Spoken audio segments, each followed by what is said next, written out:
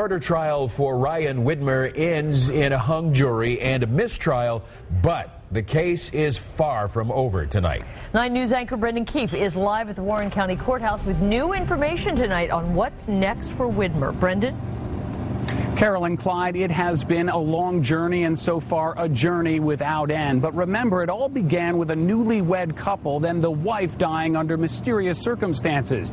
Then the husband was charged with her murder. At trial, he's convicted, but then the verdict was thrown out because of juror misconduct. And now, at the second trial, there's no verdict at all. I just want this to be over.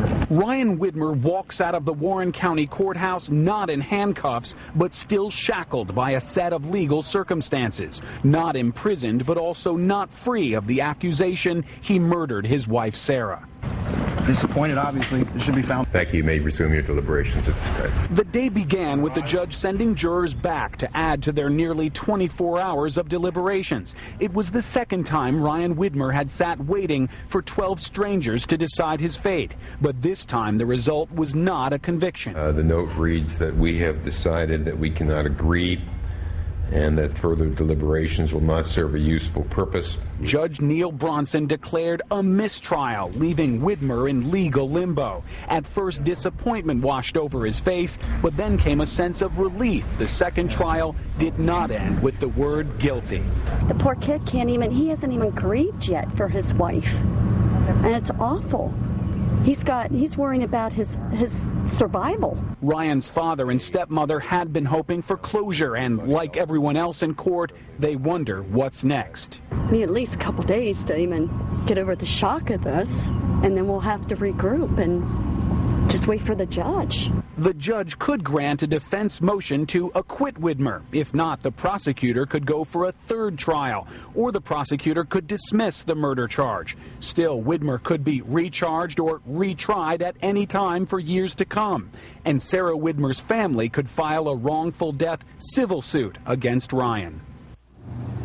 Sarah Widmer's family was not in court today. 9 News reporter Deb Silverman was in court throughout both murder trials. And tonight, Deb said to me, what's most amazing is after all of this, all of the testimony, all of the evidence, tonight, we still don't know exactly what happened to Sarah Widmer in the last moments of her life. Carol?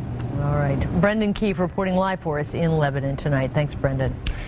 As we've been reporting, the next steps in the Widmer case remain unclear. Earlier tonight, I asked legal expert Marty Peneless what is likely the next move for the prosecution.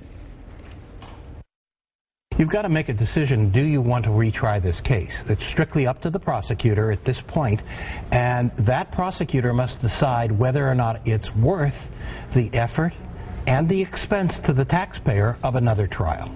All right, let's look at it from the other standpoint. If you're the defense, you've got a client who's hanging out there with this accusation over his head that has not been really cleared away. So when the client comes to you and says, I want to go again, what do you say? Well, the defense has the option, if they are going to retry this case, of trying it again to a jury or trying it directly to the court and avoiding a jury for the next trial. Okay, the judge in this case, what are his options? They're going to talk to him about the possibility of they're going to talk to him about a motion to acquit. Absolutely. How many times have you seen that succeed? It is a rarity, and the bigger the number of trials, if there's a hung jury 2, 3, 4, 5 times, the more likely. So it's a direct contrast to the number of times the case has been tried as to whether or not the judge will in fact grant it. There is a point where he's going to say, it's been tried so many times, no jury is going to be able to come to a conclusion. I hereby end this trial.